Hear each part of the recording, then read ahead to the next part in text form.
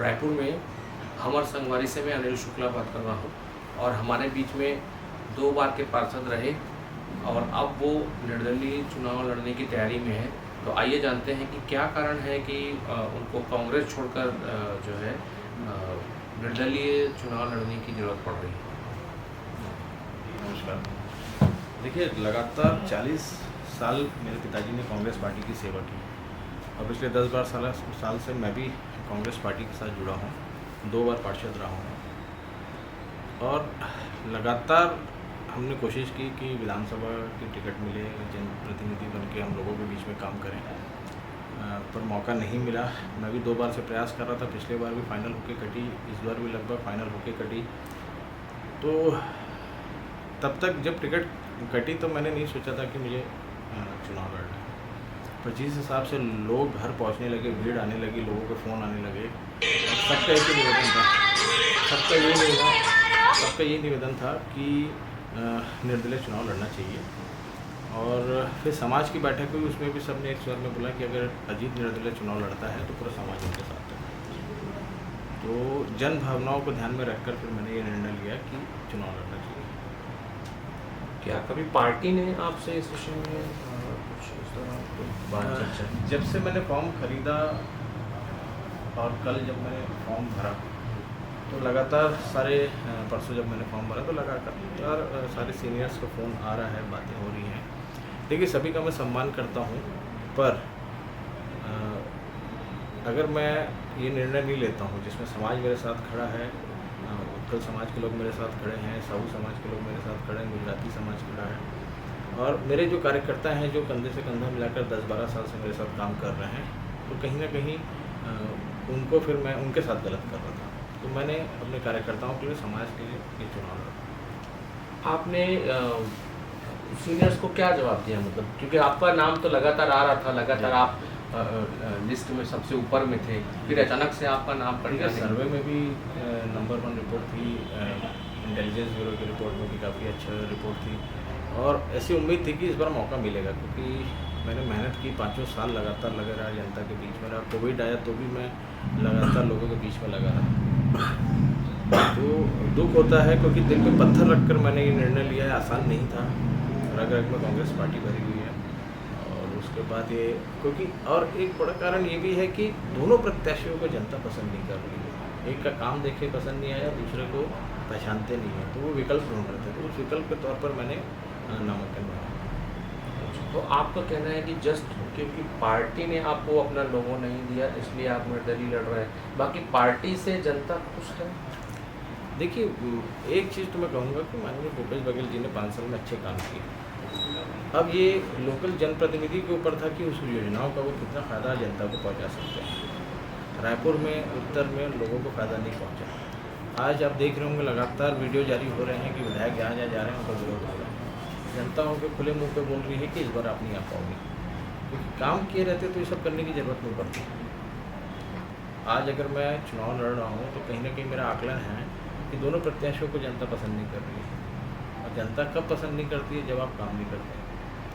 तो सरकार योजनाएं तो ला रही है, पर विधायक उन योजनाओं को अमली जामा पहनाने का काम नहीं कर पा रहे। कुछ घोषणा पत्र कुछ जारी किया है, उस बारे में कुछ बताइए।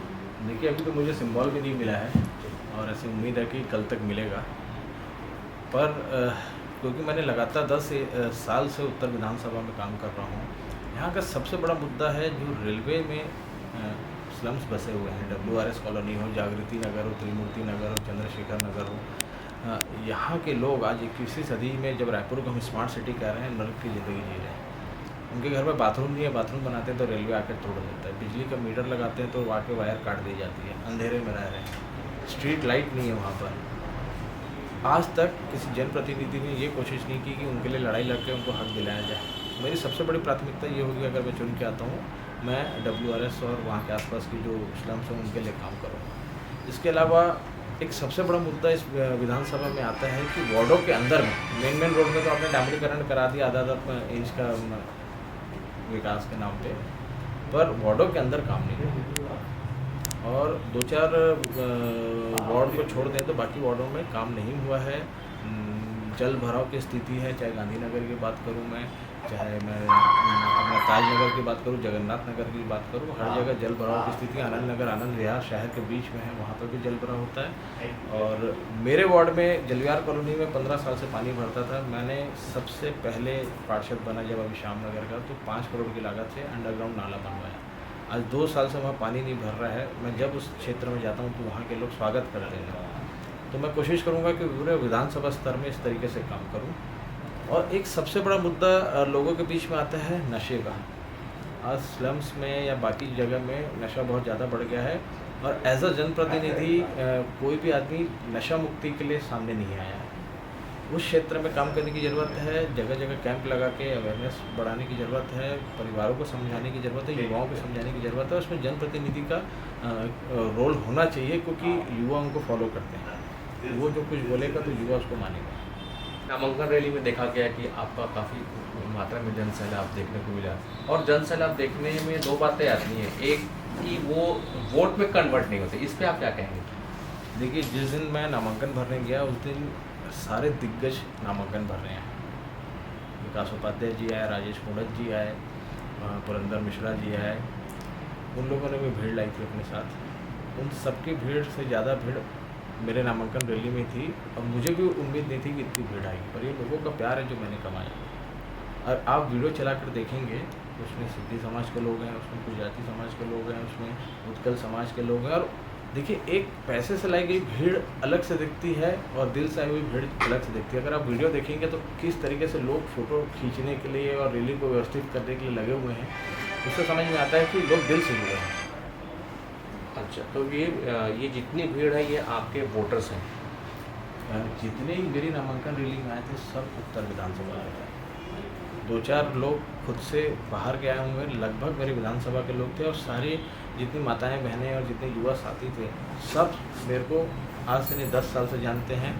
किसी के लिए मैं नया चेहरा नहीं हूँ। और जैसे उनको पता चला कि मैं निर्दलीय चुनाव विधानसभा लड़ने जा रहा हूँ, तो सब अपना काम वाम छोड़कर रैली पर पहुँचे।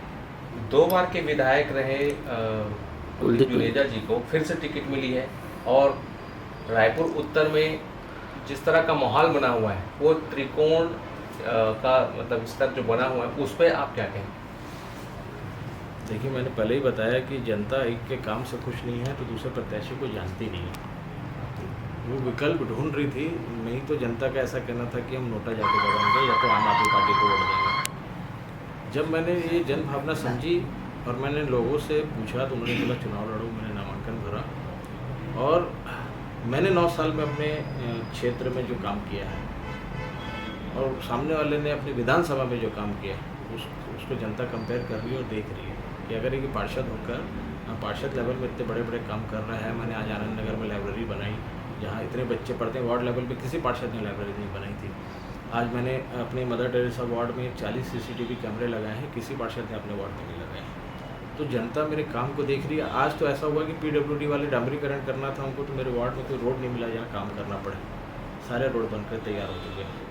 कुछ है, कुछ नालियाँ हैं जिनको अंडरग्राउंड कवर करना है। 70% नालियाँ मैंने अपने वार्ड में कवर्ड कर दी हैं। तो मैं युवा हूँ, पढ़ा लिखा हूँ, बेदाग छवि है, 2 बार का अनुभव है। ये जनता के लिए बहुत है, और उनके बीच में लगातार रहता हूँ, उनके दुख सुख में रहता हूँ। छत्तीसगढ़ में जो 90 विधानसभा में आपका जो विधानसभा है वो बड़ा ही महत्वपूर्ण बनते जा रहा है। मतलब पूरा छत्तीसगढ़ में कहना चाहिए कि आपके इस सीट पर जो है सबकी नज़र है। ऐसा आप क्या कैसा महसूस करते हैं? देखिए, मुझे भी ऐसा लग रहा है, क्योंकि मैं कांग्रेस पार्टी का 2 बार का पार्षद हूँ, MIC मेंबर हूँ।